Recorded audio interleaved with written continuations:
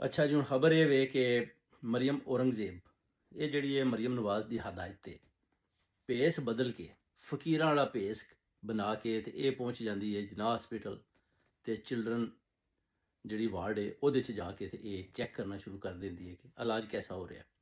मगर जिस वे हकीकत सामने आई तो पता चलिया कि 3 कैमरे वाले अगे दौड़ रहे ने, 2 सजे दौड़ रहे ने, एक खबे दौड़ रहा है और समझ नहीं आई कि कैसा भेस है जिहड़ा मरियम नवाज दी हदायत है ये मरियम औरंगजेब जिनाह हॉस्पिटल जाके ते चिल्ड्रन वार्ड च देखना चाहती है कि इत्थे की हो रहा है। हर बंदा देख रहा वा भेस बदले है, कैमरे वाले अगे पिछे दौड़ रहे हैं और हदायत की दी है मरियम नवाज दी।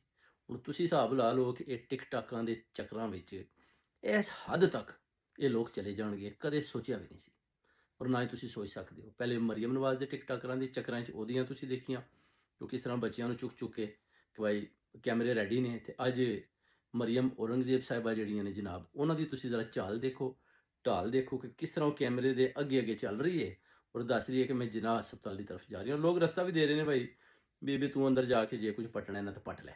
अब मरियम नवाज शरीफ की तरह जब मरियम औरंगजेब जिन्ना हॉस्पिटल के अंदर पहुंचती है तो आप देखें कि कैमरे वाले आप देख सकते हैं कि आगे पीछे भाग रहे हैं। लोग पहले ही खड़े हैं, उनको पता है कि ये आ रही है और ये बेस बदला हुआ है। बस फिर बेस बदलने की क्या वजह है, इस बात की समझ नहीं आ रही।